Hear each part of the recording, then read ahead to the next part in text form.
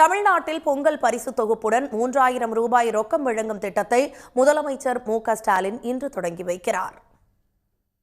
பொங்கல் பண்டிகையை தமிழக மக்கள் மகிழ்ச்சியாக கொண்டாட ஏதுவாக பொங்கல் பரிசு தொகுப்பு மற்றும் பரிசுத் தொகை வழங்கப்படும் என முதலமைச்சர் மு.க.ஸ்டாலின் அறிவித்திருந்தார். அதன்படி சென்னை ஆலந்தூர் பகுதிக்கு உட்பட்ட நசரத்குரம் நியாய விலைக் கடையில் நடைபெறும் விழாவில் பொங்கல் பரிசு தொகுப்பு வழங்கும் திட்டத்தை முதலமைச்சர் தொடங்கி வைக்கிறார்.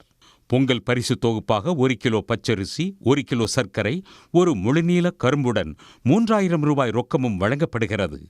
2,22,21,170 அரிசி குடும்ப அட்டைதாரர்கள் மற்றும் இலங்கை தமிழர் மறுவாழ்வு முகாம்களில் வசிக்கும் குடும்பத்தினரும் பயன்பெற உள்ளனர்.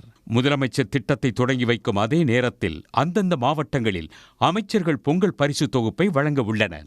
பொங்கல் பரிசு தொகுப்பு வழங்க வீடு வீடாக டோக்கன் வழங்கப்பட்டுள்ள நிலையில் அதில் இடம்பெற்றுள்ள நாள் நேரம் அடிப்படையில் இன்று முதலே பொதுமக்கள் பொங்கல் பரிசு தொகுப்பை பெற்றுக்கொள்ளலாம்.